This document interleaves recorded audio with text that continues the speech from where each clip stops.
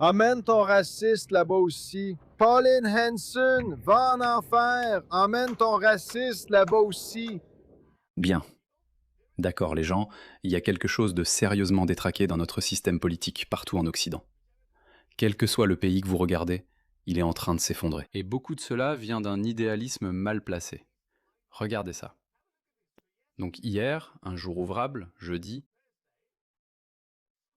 des élèves sont sortis pour hurler des obscénités à Pauline Hanson. Et ils se disent socialistes. Ouais? Comme c'est prévisible. Regardez ça. Au fait, avant que je n'entre là-dedans, regardez ça. Voilà comment News Corp Australia a présenté cela. Dites non à Hanson. Des milliers d'étudiants manifestent à travers le pays pour condamner les politiques racistes de One Nation, alors qu'en réalité, ils utilisent cette image d'un rassemblement anti-Australia Day de 2022, celle-ci. Alors pourquoi ont-ils fait ça? Et il s'agit de News Corp Australia, qui est l'empire médiatique de Rupert Murdoch, qui inclut aussi Sky News, qui est un grand soutien de Pauline Hanson. Alors que font-ils? Tiennent-ils un double discours? Est-ce comme ça que les médias dominants fonctionnent? Peut-être bien, je ne sais pas. Mais de toute façon, laissez-moi vous montrer quelque chose. Des extraits vidéo hilarants du rassemblement anti-Pauline Hanson. Regardez ces perdants.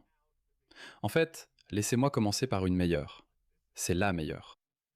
C'est arrivé en Australie méridionale. Regardez ça. Je vais peut-être devoir couper la musique, parce que je ne veux pas avoir de problème. Je ne veux pas recevoir un avertissement pour droit d'auteur, mais regardez ça. Avec les perdants, d'accord. Bon, je suis devant le Parlement avec les perdants qui ne veulent pas aller à l'école aujourd'hui et qui manifestent contre le capitalisme. Et ils scandent Pauline Hanson. Regardez, c'est tout ce qu'ils savent faire. Regardez à quel point ils sont misogynes.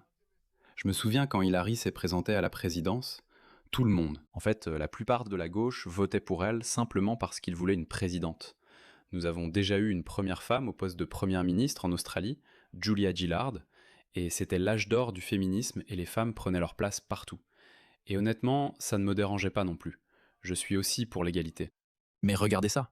15 ans plus tard ou 10 ans plus tard, regardez ça. La gauche critique activement une femme qui a réussi par elle-même. Pauline Hanson est une femme qui a réussi par elle-même. Donc, au final, je suppose que ce n'est pas une question de genre. Oui, c'est une question de position politique. Donc, si vous détestez les politiques de quelqu'un, vous avez le droit de ne pas les aimer. Mais où était-il il y a 10 ans? Il disait « Croyez les femmes. Si c'est une femme, c'est tout. » Barack Obama est un homme noir. Donc, peu importe ce qu'il dit, votez juste pour lui. Votez simplement pour lui. C'est ce qu'on a toujours dit. Mais bon, regardez ces perdants. Je dois éteindre cette musique. Je ne peux pas mettre la musique.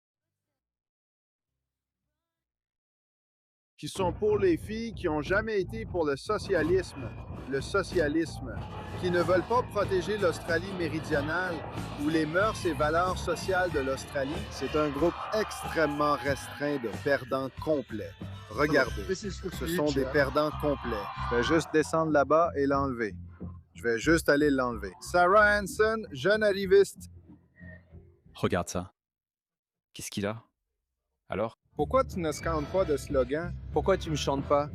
Non, tu ne chantes pas. Tu ne participes pas. Oui, c'est pas correct.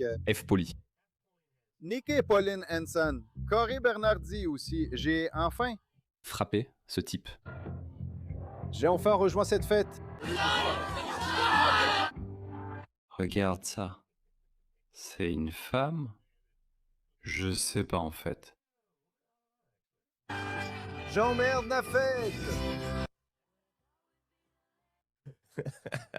Alors voilà les gars, c'est ça. Ce sont ces gens-là. Regardez-les, mon Dieu. Bref, ça c'était l'Australie du Sud, regardez ça. Ça c'était Melbourne. Regardez-les. Regardez-les. Putain. Je suis à la manifestation étudiante contre Pauline Hanson. Écoutons ce qu'ils ont à dire. Faisons. Qu'est-ce que vous feriez si Pauline Hanson était ici aujourd'hui? Je ne le suis pas. J'aimerais vraiment être étudiant. Tu mènes la ligne.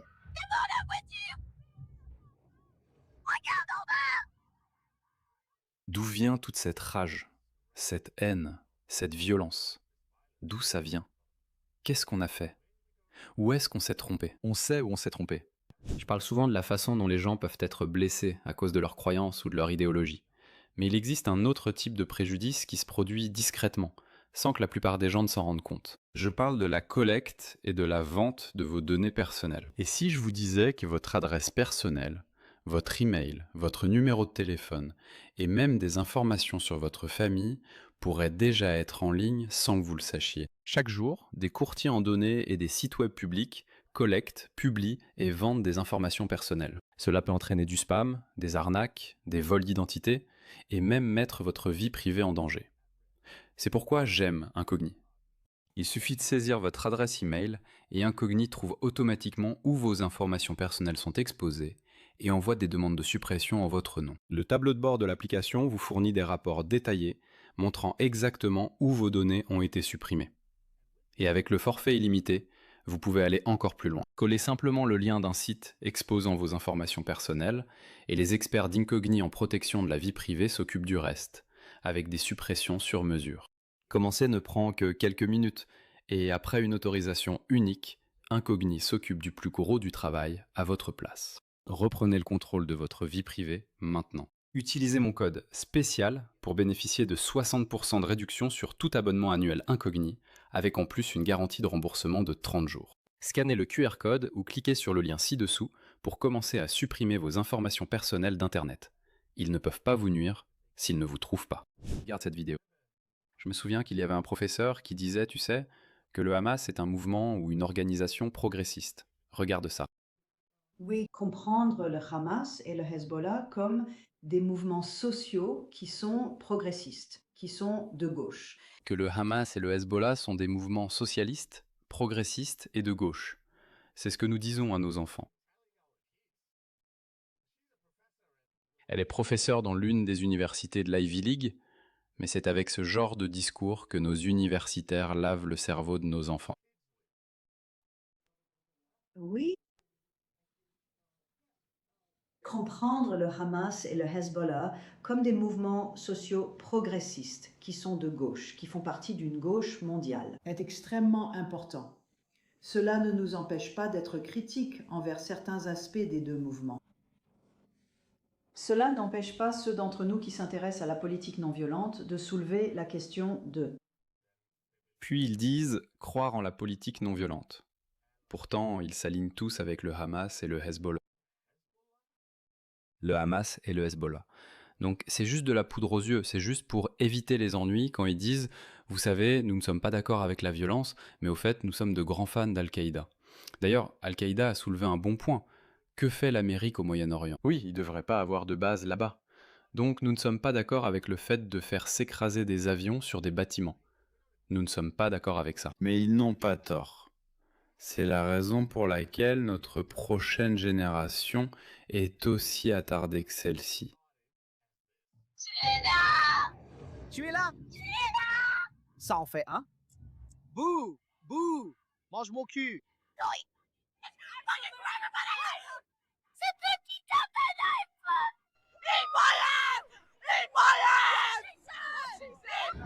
Ah, crois-tu que Pauline Hanson est une fasciste? Eh bien, à 100%. Selon toi, quelle devrait être la punition pour ce fascisme? Je sortirai la guillotine, je pense. Quoi? La guillotine? Je sortirai la guillotine, je pense. Qu'est-ce qu'il a dit? Je n'ai pas compris. Je sortirai la guillotine, je pense. Sortez la C'est une guillotine. bonne chose? Waouh. Ce n'est pas un peu ironique? Ouais. De dire que c'est une fasciste alors que c'est toi qui veux tuer tes ennemis politiques? Ouais, clairement. C'est vraiment ironique.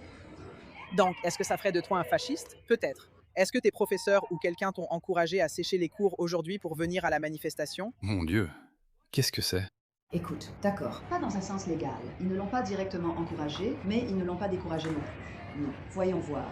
Mon Dieu, c'est tellement malheureux. Toute une classe est malade. Non, pas de cours aujourd'hui. Mais ils étaient contents que tu y ailles. Oui, beaucoup. J'ai reçu un joli mot de mon professeur de musique qui disait « Merci. Je suppose que tous ceux qui ne sont pas ici sont à la manifestation. Je vous aime. Et travaillez encore plus dur pour moi. » Oui, je viens juste d'arriver ici. C'était plutôt sympa. Elle a juste dit de sécher les cours. Oui, je suppose.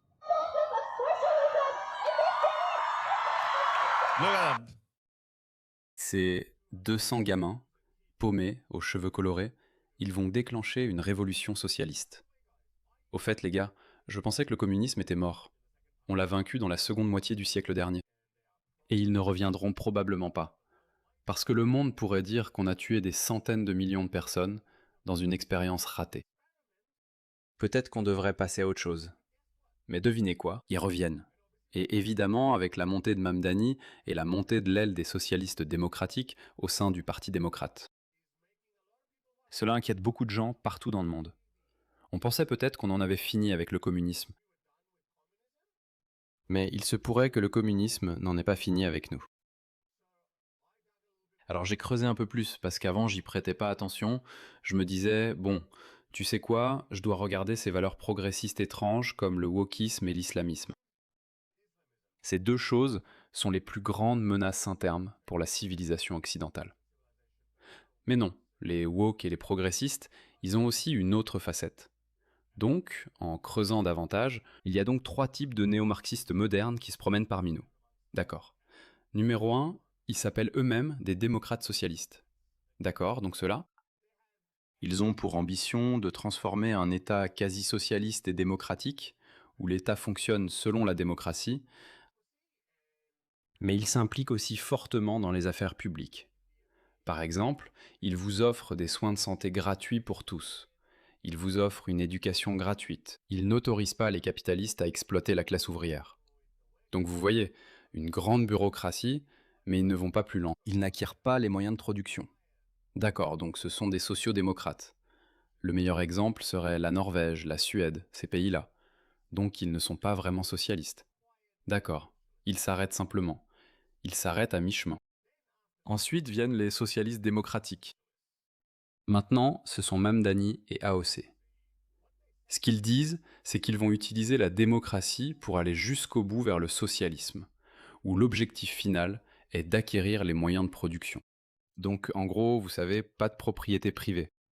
Ils contrôlent pratiquement tout, c'est un État très interventionniste.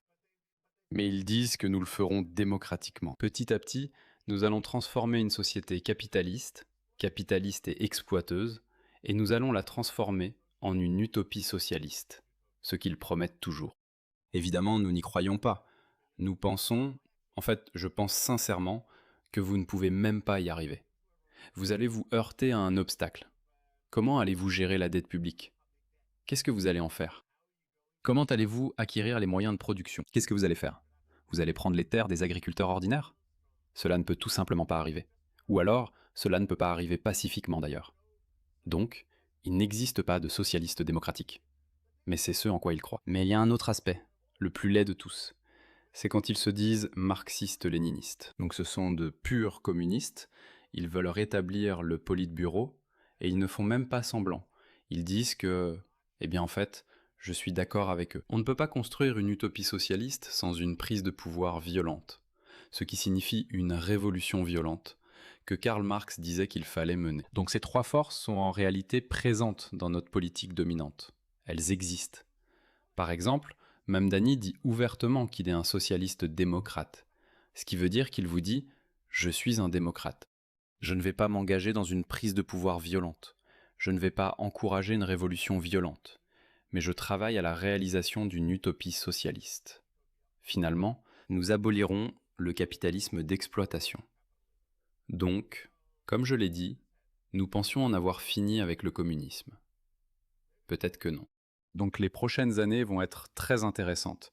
Et si nous pensons que c'est le seul visage de la gauche où l'on voit ces gens un peu fous, aux cheveux colorés, avec des piercings au nez, les partisans de l'accueil des réfugiés, non. Mais cette gauche va se transformer en un animal bien plus grand et féroce. Bref, laissez-moi conclure avec « regardez ça, regardez ça ». Très bien, je vais juste finir avec une autre vidéo amusante. Regardez ça, regardez-la. Qu'est-ce qu'ils ont contre le fait de prendre des douches? Foutez le camp, les nazis! Je n'ai vu que de la colère et du mensonge. Foutez le camp, sale nazi! Vous êtes des nazis! C'est une fille? Pourquoi elle a une voix d'homme? Tu sais, de nos jours, on ne sait jamais, surtout avec ce groupe. On ne sait jamais qui est qui. Désolé, je ne veux pas te mégenrer ou mal utiliser tes pronoms. C'est juste que je ne peux pas savoir. Tu devrais te le faire tatouer en travers du front. Mes pronoms sont Yel, ou Zazie, ou peu importe. Je ne suis pas? Ouais. Va te faire foutre. Celui-là s'est dit, mon pote a vraiment l'air débile, alors je ferais mieux de me joindre à lui, tu sais, pour atténuer le choc.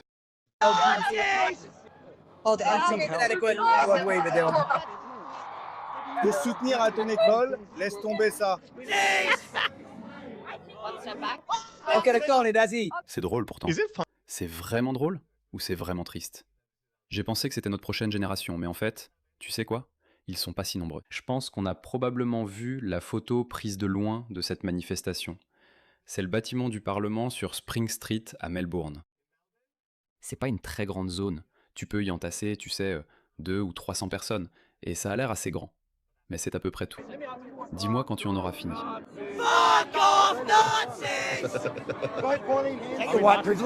Va te faire foutre. Je pense que ces gars-là, juste pour s'amuser, ils sont venus ici juste pour regarder parce que, tu sais, ils ont pas envie d'aller à l'école. Mais ils sont juste comme ça, c'est tout. Je parie qu'ils ressentent de la gêne. Ils ressentent de la honte par procuration pour ces filles. Ou filles-garçons. Je ne sais pas ce qu'ils sont. Nazis. Nazis. Nous aimons les nazis. Nous aimons les nazis. Même Anthony Albanese y est un nazi. Mon Dieu. J'ai trouvé ça raciste, mon pote. Tu dois avoir l'air raciste. Oh, tu peux pas. Les nazis. Dégage, nazis. Que penses-tu mon des Dieu. Verts? Nous, les nazis, nous aimons les nazis. Que penses-tu des Verts? Nazis. 1, 2, 3, 4, 5. Je suis d'accord avec les gars. Apparemment, les Verts sont aussi des nazis. Jésus-Christ. C'est quoi ça? Eh bien, les Juifs ont aussi leur gauche woke, vous savez. Les habitants du Michigan ressentent aujourd'hui ce que les New-Yorkais ont ressenti après la primaire de l'année dernière. Donc en gros, ils se sentent bien, après la victoire d'Abdul al-Saïd, de l'autodestruction. Donc Pauline regardait tout ce cirque, alors elle a réagi. Regardez ça. Elle dit que les écoles devraient apprendre aux jeunes Australiens comment penser, pas quoi penser. C'est-à-dire, soyons des marxistes-léninistes. Si vous voulez protester contre quelque chose, protestez contre le fait que les salaires de vos parents diminuent et que le coût de tout augmente. Le gouvernement travailliste vert est en train de vendre votre avenir, et vous hériterez d'un pays plus faible, plus pauvre et moins sûr. Que vous le sachiez ou non, One Nation et moi, nous nous battons pour vous. C'est la vérité. Je ne pourrais pas être plus d'accord. J'ai foi en l'humanité. Je crois toujours que notre société est façonnée par des récits concurrents. Et à la fin, seul le récit le plus viable et le plus réussi l'emporte. Mais qu'est-ce que j'en sais? Parce que les communistes ont effectivement réussi à mener une révolution communiste à plusieurs reprises. Les bonnes idées finissent peut-être par l'emporter. Mais elles ne gagnent pas sans que beaucoup de gens se retrouvent pris au piège pendant que ces mauvaises idées progressent. Si l'histoire nous apprend quelque chose, ce sont toujours ceux-là, les fantassins de la Révolution. Ce sont les premiers à finir dans les goulags.